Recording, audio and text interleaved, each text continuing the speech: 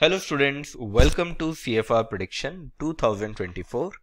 तो ये 2024 का पेपर कैसा आएगा वो अपन यहाँ पे प्रिडिक्ट कर रहे हैं। मिनिमम टू मिनिमम बच्चों, मेरा जो यहाँ पे प्रिडिक्शन है वो ऐसा है कि मिनिमम टू मिनिमम सेट होना चाहिए। मिनिमम टू मिनिमम यहाँ से जो मैं कह रहा हूँ वहाँ से आना चाहिए 75 मार्क्स मिनिमम।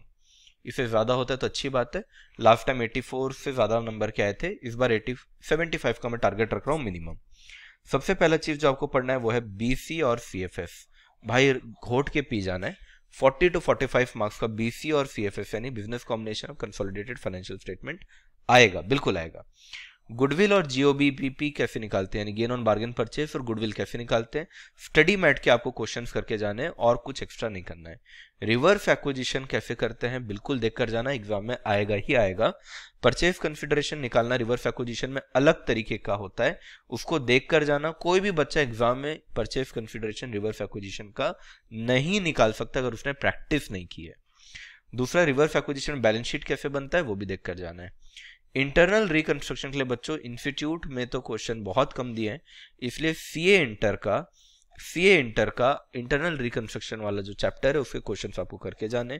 अगर मान लीजिए किसी रीजन से आपको नहीं मिलता है तो इस नंबर पे मैसेज कर दीजिए, मैं आपको इसके क्वेश्चंस का PDF सेंड कर दूंगा। कॉमन कंट्रोल का सिर्फ बेसिक स्टडी मटेरियल क्वेश्चन देखकर जाना, कॉमन कंट्रोल आना तय है। अब अगर मैं CFS की बात करूं तो प्री एक्विजिशन और पोस्ट एक्विजिशन प्रॉफिट को किस तरीके से बाइफरकेट किया जाता है एग्जाम में आता ही है। इंट्रा ग्रुप के अंदर एसेट की फेयर वैल्यू में चेंज आएगा तो वो कहां कहां इंपैक्ट करेगा, कैसे इंपैक्ट करेगा। स्टॉक में अगर कोई इंट्रा ग्रुप में स्टॉक एक दूसरे को बेचा है तो वो कैसे होगा। अनरियलाइज्ड गेन कैसे निकलता है, ये सारी चीजें आपसे एग्जाम में पूछते हैं। ठीक है, इसके अंदर अनरियलाइज्ड गेन छुपा होता है, ऐसे रिलेटेड चीजें आपके एग्जाम में आते ही हैं। ठीक है, फिर उसके बाद बैलेंस शीट जब आप बनाएंगे तो बैलेंस शीट में एसेट लायबिलिटी तो जनरली ऐड करके निकाल देते हैं, और बैलेंस शीट अगर बनाने बोलते हैं तो कई बार बच्चा सोचता है 14 नंबर के गए, 14 नंबर का बैलेंस शीट मैच नहीं हुआ। तो नहीं भाई, एसेट को तो फिर जोड़ना ही है। अगर A और B मिलके अगर AB बन रहा है तो एसेट को प्लस ही तो करना है, लायबिलिटी को प्लस ही तो करना है। अगर कुछ इंट्रा ग्रुप एडजस्टमेंट है तो वो इंट्रा ग्रुप एडजस्टमेंट बस कर दो, एसेट लायबिलिटी निकाल लो। 14 में आपको 6-7 नंबर तो मिल ही जाएगा। 3 से 4 नंबर सिर्फ अकेला रिटेन्ड अर्निंग का होता है, ये निकालना क्योंकि टफ होता है। तो रिटेन्ड अर्निंग निकालने का प्रैक्टिस करके जाओ, वरना मैं लिख के देता हूं एग्जाम में ये रिटेन्ड अर्निंग नहीं निकलेगा, नहीं निकलेगा, नहीं निकलेगा। वैल्यूएशन ऑफ शेयर्स और गुडविल सबको मालूम आएगा, लेकिन कहां से आएगा, फिर स्कैनर से आएगा। पास्ट ईयर के क्वेश्चंस को ही इंस्टीट्यूट ने आज तक रिपीट किया है। नंबर्स चेंज कर सकती है लेकिन फिगर्स चेंज कर सकती है, लेकिन कभी भी नया क्वेश्चन ना इंस्टीट्यूट ने बनाया है ना कभी बनाएगी। सिर्फ स्कैनर उठा लीजिए, स्कैनर के प्रीवियस ईयर के क्वेश्चन कर लीजिए, कुछ और करने की जरूरत नहीं है। 10 से 14 नंबर यहां से भी आ जाएंगे।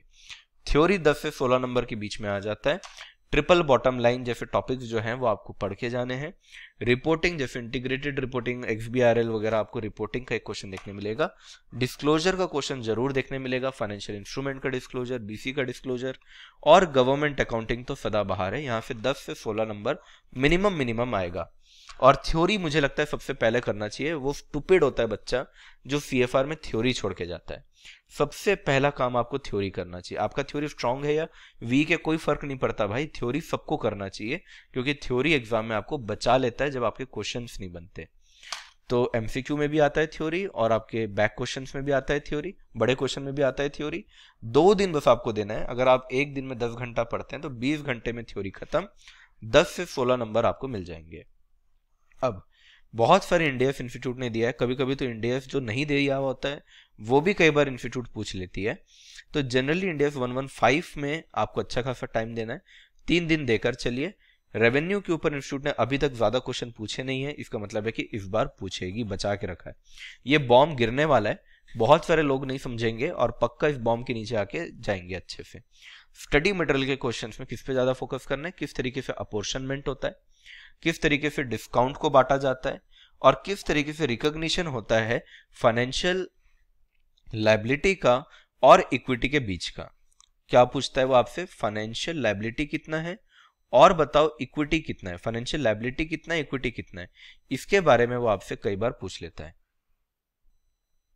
एक सेकंड माफ कीजिएगा, मैं थोड़ा सा फाइनेंशियल इंस्ट्रूमेंट के अंदर आ गया। रिकॉग्निशन यानी आप कैसे रिकॉग्नाइज करेंगे, क्या ये आपका सेपरेट कॉन्ट्रैक्ट है, या ये एक साथ है, कंटिन्यू वाला है, ठीक है। इस तरीके से रिकॉग्निशन करते हैं, वो रिकॉग्निशन आप देख लीजिएगा, बहुत जरूरी है। सीए फाइनल का जो मॉड्यूल है बच्चों, उसके क्वेश्चंस आपको इंडिया 115 में करके जाने हैं, क्योंकि उसी के क्वेश्चन आएंगे। इंडिया 21 फॉरेन करेंसी देखकर जाना है, इंडिया 23 बोरिंग कॉस्ट देखकर जाना है। अगेन सीए का भी मॉड्यूल को करना है, सीएमए के भी मॉड्यूल को करना है, दोनों मॉड्यूल करके जाना है। सर आप तो काम बढ़ा रहे हो, मैं काम जरूर बढ़ा रहा हूँ, लेकिन एक बार मैं पास करवा के भी जाऊंगा। जितना बोला हूँ उतना अगर आपने कर लिया तो एग्जाम के बाद मैं आपसे मिलूंगा और मैं आपको दिखाऊंगा कि देखो जो बोला था वहीं से आया है। तो अभी आप इसको फॉलो नहीं करोगे तो उस समय आपको रिग्रेट होगा, तो रिग्रेट से बचा लो खुद को। India 36 impairment of asset. भाई स्टडी मैट में बहुत बढ़िया बढ़िया क्वेश्चन है, स्टडी मैट के भी क्वेश्चन कर लो, सीए के भी क्वेश्चन कर लो। फाइनेंशियल इंस्ट्रूमेंट के अंदर जो मैं कह रहा था पहले, इक्विटी और फाइनेंशियल लायबिलिटी में जो बाइफर्केशन होता है, वो बाइफर्केशन करना आना चाहिए। कंपाउंड फाइनेंशियल इंस्ट्रूमेंट जिसको हम कहते हैं, सिक्योरिटी डिपॉजिट के क्वेश्चन, लोन के क्वेश्चन, इस टाइप के टिपिकल क्वेश्चन आपसे पूछे जा सकते हैं। अगेन सीए और सीएमए दोनों के क्वेश्चन करने हैं, तभी पकड़ बनेगी, वरना पकड़ नहीं बनने वाली। क्लियर है? जिसको भी लगता है कि फिर सीए का कौन सा क्वेश्चन करना है, कौन सा पीडीएफ रिफर करना है, भाई तुम्हारा दोस्त यहाँ बैठा है, तुम्हारा भाई बैठा है यहाँ पे, पीडीएफ अगर चाहिए तो मुझे व्हाट्सएप कर दो, मैं आपको भेज दूंगा। देन इंडिया 108 भी है, वन डे का भी टॉपिक नहीं है, कुछ घंटों का टॉपिक है, पर एग्जाम में चुपके से आएगा, ठीक है, क्योंकि 113 आ चुका है। अब जो आएगा वो ऑपरेटिंग सेगमेंट आएगा और कई सारे लोग फिर शॉक होंगे। अब कुछ ऐसी चीजें मैं आपको बता देता हूं जो कि बहुत सिंपल है, इसलिए आपको करना चाहिए। आने की प्रोबेबिलिटी शायद बहुत हाई नहीं है, लेकिन अगर आ गया तो 10 नंबर, ये बहुत ही सिंपल टॉपिक से आ जाएगा। मैक्सिमम टू मैक्सिमम आपको 1 to 2 डेज बस देने। अभी जब मैं वीडियो रिकॉर्ड कर रहा हूं तो मिड नवंबर में कर रहा हूं, आपका एग्जाम मिड दिसंबर में, 1 महीना है, एक आध दिन निकालिए, ये 10 नंबर आपको और मिल जाएगा। सबसे पहला टॉपिक है बच्चों इसके अंदर एनबीएफसी। एनबीएफसी देख कर जाओ क्या बुराई है। इसके अलावा आपको जो छोटे छोटे इंडेस हैं, जैसे इंडेस 16, यहां पे डेप्रीसिएशन निकालने का क्वेश्चन आपके एग्जाम में आ सकता है, बिल्कुल देख कर जाइए किस तरीके से आपको डेप्रीसिएशन निकालना है, किस तरीके से पीपीई का वैल्यूएशन करना है, वो आप यहां पे देख कर जाइए, बिल्कुल देख कर जाइए, कोई बुराई यहां पे नहीं है।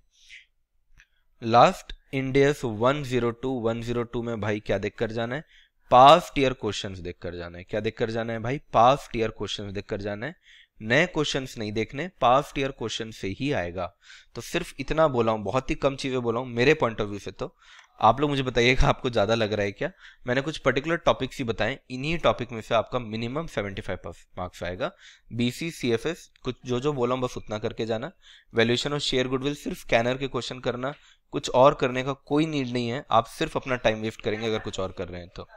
थ्योरी कर रहे हो तो triple bottom line, reporting, disclosure, government accounting, ये करके जाओ और सबसे पहला काम थ्योरी ही करो, 2 दिन में खत्म हो जाएगा।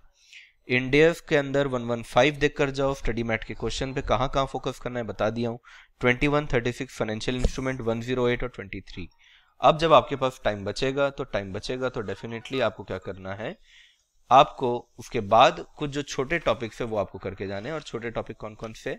एनबीएफसी का टॉपिक है एक, इंडिया 16 और 102, इतना आप करके जाइए। डेफिनेटली आप देखिए कि आपके नंबर 75 से कम नहीं आ रहे हैं, ठीक है। जब आपका एग्जाम हो जाएगा तब अपन मिलेंगे, जरूर मिलेंगे, और तब मुझे पता है कि आप मुझे ये बोलेंगे कि सर बिल्कुल यही हुआ है। लास्ट टाइम क्योंकि यही हुआ था, जब मैंने प्रेडिक्शन किया तब यही हुआ है। तो ये आप स्क्रीनशॉट लेना है तो आप स्क्रीनशॉट ले लीजिए, सारी चीजें एक साथ यहाँ पे बता दी है। Got it everyone? चलिए, थैंक यू सो मच।